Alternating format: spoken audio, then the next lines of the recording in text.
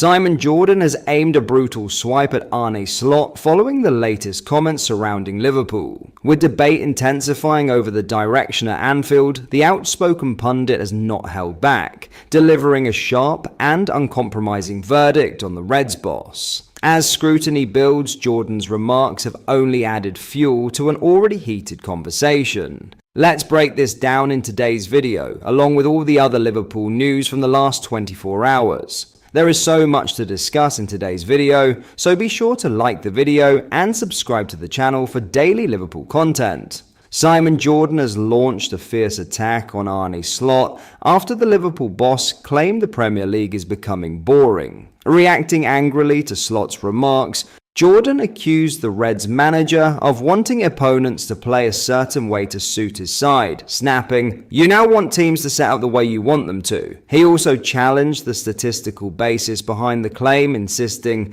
statistically, he's not right. With Liverpool's season under intense scrutiny and every word magnified, Jurgen's explosive response has only intensified the debate surrounding Slot and his comments. Let's have a watch. If I watch other leagues, I don't think there's so much emphasis on set pieces. This has become a bit of a bore fest, the Premier League. Not true though, is it should be noted Liverpool scored from 3 corners in their 5-2 win over West Ham at Anfield on Saturday. What's he on about?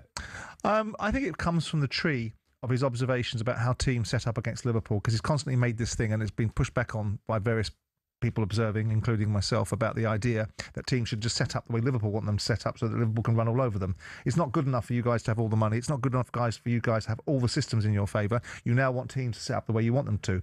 Statistically, he's not right, because I just did a bit of analysis when I saw this as a subject matter and looked at the goals being scored across the top 3, 4, 5 leagues in Europe. The Eredivisie is the top scoring league in European football on goals per game over the last 5 years. So he's got a point and the Premier League, well, in terms of the Eredivisie, yes, because they live in this little navel-gazing world of total football that wins them very little. Right. Once upon a time in the early 70s, where total football was a concept that got the Dutch to 2 World Cup finals in 74 and 78. Neither one of them they won. With the wonderful players of Neeskens and Cruyff and Johnny Rep and all those sort of players, and Rensenbrink and whatever else we can quote, right? Yeah. But the fact is that they've got this sort of a Dutch attitude of how it should be played. So I get where he's coming from. And if you like it so much, go back to the Eredivisie and managing there then. But you couldn't wait to get to the Premier League. When I watch Burnley versus Brentford, I don't sit there and think, oh, this is a dull, unentertaining game that's full of overcoached players and set pieces left, right and centre. I look at it and say, what a fascinating game of football. And this idea that goalkeepers now, we have now sanitised the game to a point where defending has almost been marginalised. You can have no contact. Defenders are at a point now where they can very rarely touch a forward. So when we look at the evolution of the game, of course he has some valid points about there are statistics that are bearing out the fact that set pieces are becoming more prevalent. But that's not unique to this league. That statistic rolls across all of the leagues. And the idea of winning a corner is to try and create a goal outcome. Right. So what's the purpose of a goal and a free kick? Now, when they can't take free kicks and they can't take corners, and we look at footballers that can't cross a ball and hits the first man on the way in from a corner, we criticise. Now we're in a territory of saying, look at these footballers, left foot, right foot, they can hit a ball on a sixpence. And now we're saying that's a bad thing. But week in, week out, Simon, are you enjoying what you're watching? There are some games week in, week out. Do you know what the games I don't enjoy? When the big teams clash with one another. When the big teams like, Liverpool and Arsenal rock up and produce a spectacle because they cancel one another out. Right. And what's that about then? Right. That's the 2 biggest sides with the best players that are complaining about the physicality of the circumstances, yet aren't able to produce outcomes. What Slot's talking about previously, and I think it comes from this tree, and maybe I'm wrong, is this argument that the low block mentality from lesser teams has negated the opportunity for it to be an entertaining game. Oh, I know. Just let them roll over you. Let you buy all the best players. Go into Newcastle, buy their best player. Go to another club, buy their best player. Load up your guns. Be in a situation where no one else can compete with you because PSR's removed that from the opportunity.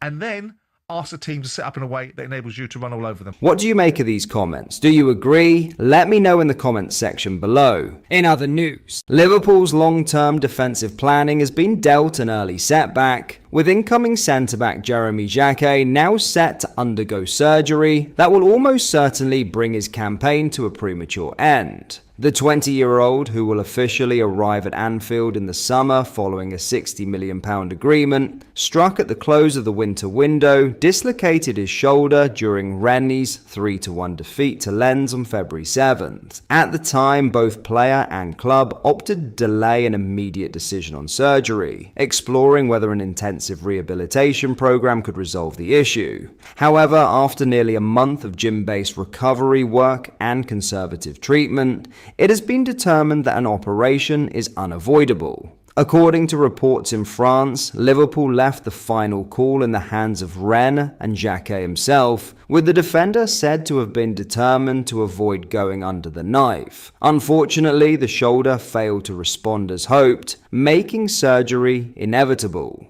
With Rennes' season concluding on May 16th, Jaca's chances of featuring again this term are described as extremely slim. It marks a bitter end to what had been a breakthrough year for the academy graduate, who joined the French club at 14 in 2019 and progressed through the ranks to become a regular first-team starter. After a successful loan spell with Clermont in Ligue 2, he returned to cement his place and had hoped to help push his boyhood side toward European qualification. Instead, his focus now shifts entirely to recovery and to preparing for life on Merseyside, what the recovery timeline looks like. For a professional athlete, the standard return to play window following surgery for a shoulder dislocation typically ranges between 4 and 6 months. The process is structured and gradual. Week 0 to 6, immobilization. The arm is placed in a sling to allow repaired ligaments to properly reattach and heal. Stability is prioritized above all else. Week 6 to 12, restoring range of motion. The sling is removed and physiotherapy begins. Flexibility work is introduced carefully, though contact and heavy lifting remain prohibited. Months 3 to 4, strength and conditioning. Attention turns to rebuilding the rotator cuff and shoulder stability. Non-contact training on grass can resume, allowing cardiovascular conditioning to be maintained. Months 5 to 6, contact and match fitness. Full contact sessions and controlled impact drills are gradually reintroduced. Clearance for competitive action comes once match sharpness and strength benchmarks are met. The encouraging aspect for Liverpool is that, should recovery proceed smoothly, Jaca could be available for the start of pre-season at the AXA Training Centre in July. That said, a 4 to 6 month window means there remains a possibility that his rehabilitation stretches into the opening weeks of the 2026/27 campaign. How it impacts Liverpool's defensive picture manager Arne will undoubtedly take a cautious approach, particularly given that Conor Bradley and Giovanni Leone are also being carefully managed fitness-wise. Liverpool's defensive depth will be monitored closely over the coming months. Jaca is expected to initially arrive as a rotational option rather than an automatic starter. The club remain hopeful of tying Ibrahima Konate down to a new long-term deal, which would see him continue alongside Virgil van Dijk at the heart of defence. If that partnership remains intact, Slot will at least have the flexibility to rotate more confidently once Jaca regains full fitness. But that is all for today's video. Thank you for watching. I hope you enjoyed. If you did, please drop a like on the video and subscribe to the channel for daily Liverpool content. We post all the latest Liverpool news every day, so join our fast-growing community so you never miss out. Thank you. I'll see you in the next video.